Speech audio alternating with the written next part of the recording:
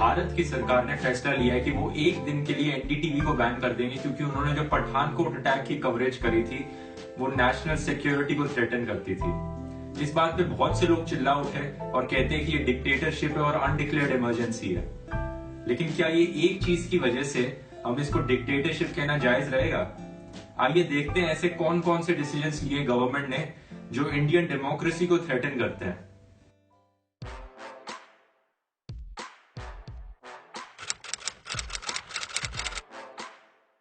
तो सबसे बड़ी चीज जो अनडेमोक्रेटिक हालात दर्शाती है कंट्री के, वो ये है कि इंडिया में पहली बार एक सीएम और डेप्यूटी सीएम और ऑपोजिशन लीडर को डिटेन कर लिया पुलिस ने, और वो भी बस इसलिए क्योंकि वो एक हॉस्पिटल में मिलने गए थे एक सोल्जर की फैमिली से जिन्होंने सुसाइड किया था। अब इस बात पर कुछ लोग कहेंगे कि पुलिस ने इनको इसलिए अरेस्ट किया क्योंकि ये पॉलिटिसाइज कर रहे थे सोल्जर की डेथ को।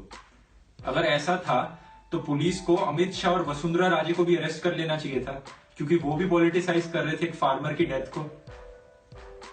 और बाकी कुछ लोग कहेंगे कि पुलिस ने इनको इसलिए डिटेन किया क्योंकि ये हॉस्पिटल की फंक्शनिंग को इंटरफेयर कर रहे थे और उनकी सर्विसेज को रोक रहे थे होने से। लेकिन ये भी सच नहीं है, क्योंकि अगर ऐसा होता तो दिल्ली पुलिस को मोदी को अरेस्ट कर लेना चाहिए था जब वो 2014 में एम्स हॉस्पिटल में गए थे। तब एक्चुअली में सर्विसेज को इनफैक्ट बंद कराना पड़ा था और इमरजेंसी सर्विसेज भी काम करना बंद कर गई थी 11 घंटे तक। बहुत से लोगों को पूरे 11 घंटे तक बाहर वेट करना पड़ा था। और एम्स के सीनियर डॉक्टर्स ने इस सिचुएशन को काफी सीरियस डिक्लेयर किया था कि इससे पहले आज तक पीएम किसी भी पुराने पीएम की विजिट में इतना इनकन्वीनियंस नहीं पहुंचा है।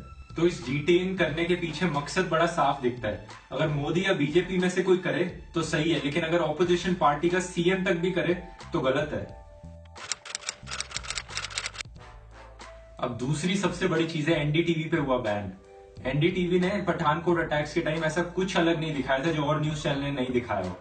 इस चीज के लिए बहुत से प्रूफ मौजूद हैं और मैं पूरे वीडियो में बताऊंगा तो वीडियो बहुत लंबा हो जाएगा, इसलिए मैंने डिस्क्रिप्शन में उस आर्टिकल का लिंक डाला है जिसमें आप देख सकते हो कि जो एनडीटीवी ने बताया था पठानकोट अटैक्स के टाइम वो अलग नहीं था कुछ और चैनल से। तो खाली एनडीटीवी चैनल को ही क्यों अलग से बैन किया जा रहा है? शायद इसका रीजन ये हो सकता है कि उनकी पहले से ही एक राइवलरी रही है मोदी के साथ। बरखा एक बाजार में खड़ी थी, सूरत में कोई कम्युनल नहीं, थोड़ा सा दुकानें जली जैसे टिम्बर मार्केट, एक छोटा मोटा हाँ। But when we reach here, there's not a single police officer at this spot. It's almost as if this factory has just been left to burn. तो आप हमेशा से बताते रहे, बनर्जी कमेटी ने उसे एक्सीडेंट बताया, आप क्या समझते हैं?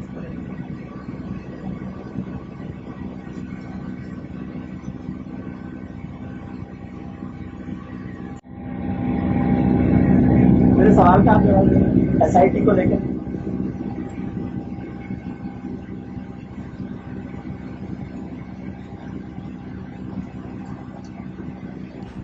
या फिर इस चीज का रीजन ये हो सकता है कि रवीश कुमार इस टाइम पे अकेले जर्नलिस्ट है मेन स्ट्रीम मीडिया में जिन्होंने सेंट्रल गवर्नमेंट की स्कीम्स को एनालाइज किया और उनमें कमियां निकाली।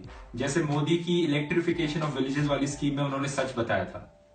ऊर्जा मंत्री पीयूष गोयल का ट्वीट है कि उन्होंने मंत्री बनने के बाद 2 साल में यूपी के करीब 1400 गांवों को बिजली से रोशन कर दिया है। जब उनके विभाग की वेबसाइट पर इन गांवों की लिस्ट थी, हमने यूपी के आधा दर्जन जिलों में इन गांवों में जाकर देखा तो पता चला कि इनमें से तमाम गांव ऐसे हैं जिनमें कहीं 50 साल से लाइट है तो कहीं 40 साल से, और तमाम ऐसे हैं जिनमें लाइट ही नहीं है। उधर अखिलेश यादव। अगर ऐसी गवर्नमेंट अपनी मीडिया पर पर्सनल दुश्मनी निकालने लग गई और अपनी मर्जी से चैनल्स बैन करने लग गई तो ये 4th pillar of democracy media के लिए बहुत ही खराब होगा।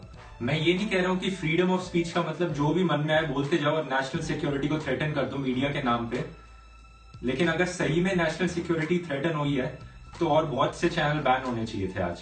तो ये बैन सिर्फ गवर्नमेंट का बायस दिखाता है उनके मनपसंद मीडिया के खिलाफ। ऐसी चीजें कम्युनिस्ट कंट्रीज में होती हैं जैसे चाइना में, जहां पे जो मीडिया गवर्नमेंट को क्रिटिसाइज करेगा उसको बैन कर दिया जाता है। तीसरी चीज है पुलिस का मिसयूज।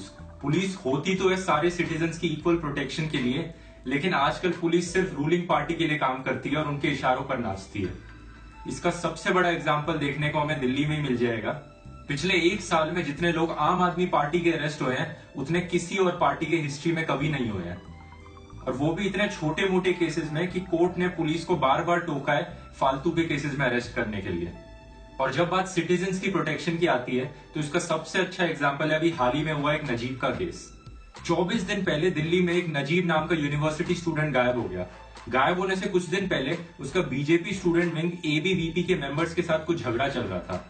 24 दिन बाद दिल्ली पुलिस के इनसफिशिएंट एक्शन के बाद उसकी मां, फैमिली मेंबर्स और कुछ 300 और यूनिवर्सिटी स्टूडेंट्स ने प्रोटेस्ट करने के लिए डिसाइड किया इंडिया गेट पे।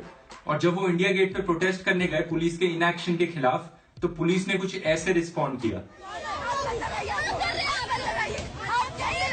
Oh my God.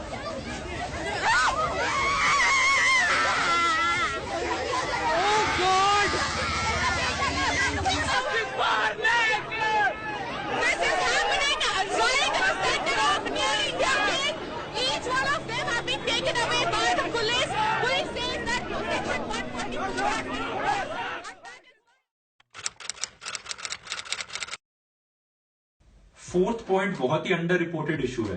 Central government सबसे इंपॉर्टेंट पिलर ऑफ डेमोक्रेसी यानी जुडिशरी को भी डैमेज कर रही है जजेस की अपॉइंटमेंट में डिले करके।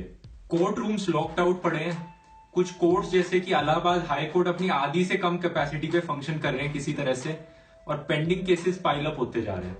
हालत इतनी खराब है कि चीफ जस्टिस ऑफ इंडिया ने बार बार मोदी को बोला है और सेंट्रल गवर्नमेंट को बोला है इस पे एक्शन लेने को, लेकिन उन्होंने एक्सक्यूजेस के अलावा और कुछ नहीं दिया। Speeches have been made in the past.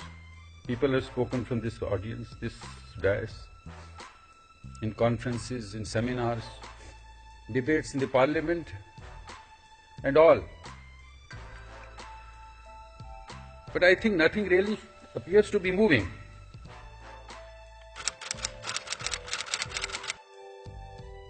एक और ट्रेंड बड़ा पॉपुलर हो रखा है आजकल 1-2 साल से कि मोदी गवर्नमेंट को सवाल मत करो। अगर आपने गवर्नमेंट को सवाल किया या क्रिटिसाइज किया या सिर्फ अपना ओपिनियन ही बताया तो आप एंटी नेशनल हो। आपको ट्विटर पे भर भर के गालियां पड़ेंगी, कुछ पेड लोगों से, कुछ असली में पैशनेट भक्त लोगों से। आपकी पिक्चरें बॉयकॉट करी जाएंगी, आपको खुद बॉयकॉट करा जाएगा, यहां तक कि आपने पहले किसी कंपनी में काम किया होगा उस कंपनी तक को भी बॉयकॉट कर दिया जाएगा। आमिर खान, शाहरुख खान, अभय देओल, अनुराग कश्यप, ओम पुरी, कपिल शर्मा, इन सबके साथ ये चीज हुई है। और आप में से किसी के साथ भी ये चीज हो सकती है अगर आपने गवर्नमेंट पे सवाल उठाया तो आपको तभी एंटी नेशनल डिक्लेयर कर दिया जाएगा।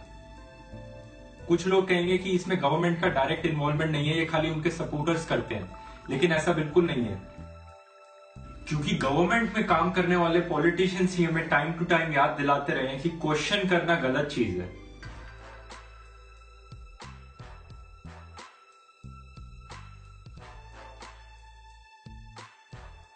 कि ये सारी चीजें कहीं ना कहीं एक अनडिक्लेयर्ड इमरजेंसी जैसे हालात दर्शाती हैं। ये मैं आपके ऊपर छोड़ता हूं, आप खुद डिसाइड कर लीजिए। अगर आपको वीडियो पसंद आए तो आप मेरे को सब्सक्राइब कर सकते हैं यूट्यूब चैनल पे, और अगर आपको कोई सवाल है तो आप मेरे फेसबुक पेज पे पूछ सकते हैं। धन्यवाद। करते हैं, यकीन नहीं होता ना, लेकिन मोदी और केजरीवाल दोनों का यही मानना है कि सेंट्रल गवर्नमेंट स्टेट गवर्नमेंट को काम नहीं करने दे। हर इन्फ्लुएंसर को ट्वीट करने का टाइम और हैशटैग ईमेल कर दिया जाता है, और हर कैंपेन के लिए, हर ट्विटर कैंपेन के लिए इन्हें 50